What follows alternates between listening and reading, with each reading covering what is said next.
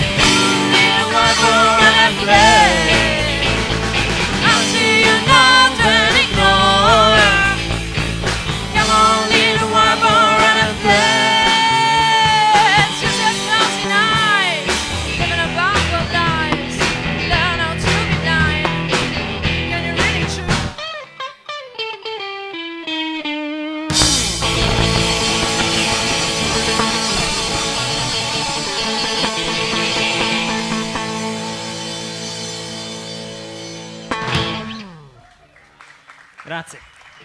Pitch, Pons in Chess. Ma quanto mi piace Esatto. questi finali con la chitarra che parte, poi stang, questo è proprio un finale decisamente rock. Allora io però partirei così in maniera un po' più letterale, diciamo. Intanto questo nome, esattamente per i profani che cosa significa? Allora, sarebbe il Pons in chess significa il pedone degli scacchi. Il pedone degli Sì. scacchi.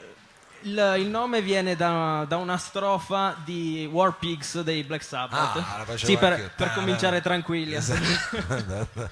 Quindi diciamo, immagino che quindi tutto quell'hard rock così a fine 60, primi 70 sia tra i vostri riferimenti. Assolutamente, sì. Black Sabbath, Led Zeppelin, Pupo, ovviamente. Diciamo. Pupo, certo, gelato cioccolato, queste cose. Assolutamente. Quindi diciamo vi piace mescolare anche qui le cose in qualche modo. Sì, sì, assolutamente sì. Adesso noi abbiamo sentito più Black Sabbath che Pupo, magari nel prossimo pezzo sentiremo più l'influenza di Pupo. Non credo, Non lo so. però ci proviamo. Come si intitola il prossimo? Il prossimo pezzo si intitola Morning Lust. Morning Morning Lust. Last. Sì. Morning Last. Voglia mattutina sarebbe. Ma Last non penso come? di dovertelo spiegare. No, figurati. Morning Glory anche, diciamo, potrebbe essere. Va bene, dai.